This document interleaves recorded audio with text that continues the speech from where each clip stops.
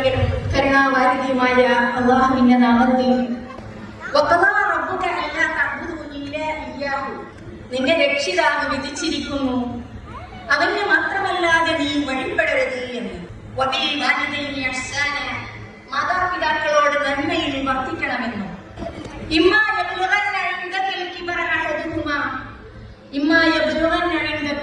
നിന്റെ അടുക്കൽ വെച്ച് അവർക്ക് എത്തിപ്പെട്ടാൽ വാർദ്ധക്യം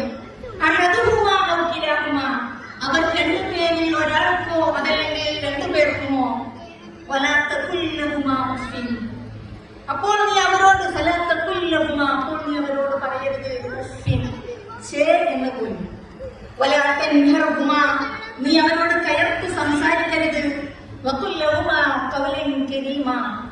മാന്യമായ വാക്ക് നീ അവരോട് സംസാരിക്കണം. കാരുണ്യത്താൽ വിനയത്തിന്റെ ചിറകുകൾ അവർക്ക് താഴ്ത്തി കൊടുക്കണം.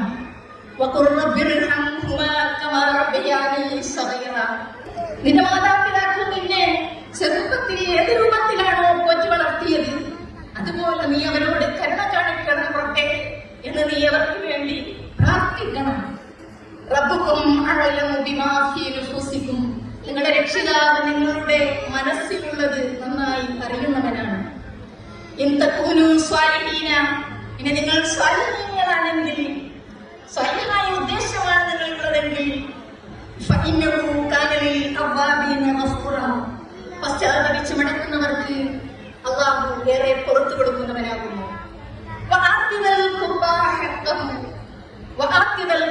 നിങ്ങളുടെ അടുത്ത ബന്ധുക്കൾക്ക് നിങ്ങൾ നൽകണം. അവരുടെ അവകാശങ്ങൾ നിങ്ങൾ നൽകണം. അഗതികൾക്കും വഴിയാത്രക്കാർക്കും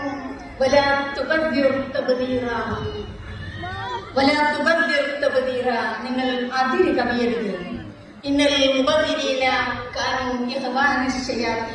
തീർച്ചയായിട്ടും ദൂർത്ത് കാണിക്കുന്നവർ പിശാചിന്റെ കൂട്ടുകാരാകുന്നു. പിശാചാകട്ടെ തന്റെ രക്ഷിതാവിനോട് നന്ദി കെട്ടവരുമാകുന്നു. നിന്റെ രക്ഷിതാവിന്റെ കാരുണ്യം ആഗ്രഹിച്ചുകൊണ്ടാണ് നീ അവരിൽ നിന്ന് തിരിഞ്ഞു കളയുന്നതെങ്കിൽ, നീ ആഗ്രഹിക്കുന്നുവെങ്കിൽ അവരോട് നീ വളരെ എളുപ്പത്തിലുള്ള വാക്ക് പറയണം. സൂറത്തുൽ ഇസ്രായിലെ 23 മുതൽ 28 വരെയുള്ള ആയത്തുകളും അതിന്റെ പദാനുപദ അർത്ഥവുമാണ് ഞാൻ നിങ്ങളുടെ മുന്നിൽ മോദി കേൾപ്പിച്ചത്. ഒരാള് മുസ്ലിം ആകുന്നതിന് ഉണ്ടാകേണ്ടുന്ന ബേസിക് ആയിട്ടുള്ള ഗുണങ്ങൾ എടുത്തു പറയുകയാണ് ഈ സൂറയുടെ ഈ ഭാഗങ്ങളിലൂടെ അല്ലാഹു സുബ്ഹാനഹു വ തആല ചെയ്യുന്നത്. അതായത് അല്ലാഹുവിനെ കൂടാതെ മറ്റൊരാൾക്കും വഴിപ്പെടരുത് എന്ന് പറഞ്ഞുകൊണ്ട് അതിന്റെ കൂടെ ചേർത്തുകൊണ്ട് അല്ലാഹു പറയുകയാണ്, നീ നിന്റെ മാതാപിതാക്കളോട് നന്മയിൽ വർത്തിക്കണമെന്ന്. മാതാപിതാക്കളോട് നന്മയിൽ വർത്തിക്കണമെന്ന് പറഞ്ഞുകൊണ്ട് അതിന്റെ വിശദീകരണത്തിലേക്ക് കടക്കുകയാണെങ്കിൽ നമ്മുടെ മനസ്സിലേക്ക് നോക്കാൻ കൂടി അല്ലാഹു നമ്മളോട് ഓർമ്മിപ്പിക്കുന്നുണ്ട്. അവരോട് നന്മയിൽ വർത്തിക്കുന്നത് മനഃശുദ്ധിയോട് കൂടിയായിരിക്കണം. അതല്ലാതെ മറ്റുള്ളവരെ കാണിക്കാനോ മറ്റുള്ളവരുടെ മുന്നിൽ അണങ്ങാൻ വേണ്ടിയോ ആയിരിക്കരുത്. പകരം നമ്മുടെ മനസ്സിനെ കൂടി അതിന് പാകപ്പെടുത്തി നമ്മുടെ മക്കളെ എങ്ങനെയാണോ നോക്കുന്നത് അതിനേക്കാളും മാതാപിതാക്കൾക്ക് മുൻഗണന കൊടുത്തുകൊണ്ട് തന്നെയായിരിക്കണം നമ്മൾ മാതാപിതാക്കളോട് പെരുമാറേണ്ടത്. റസൂൽ സല്ലല്ലാഹു അലൈഹി വസല്ലമ ഒരിടത്ത് പറയുന്നുണ്ട്, റഗിമ അൻഹു എന്ന് പറഞ്ഞാൽ അവൻ അപമാനിതനാകട്ടെ.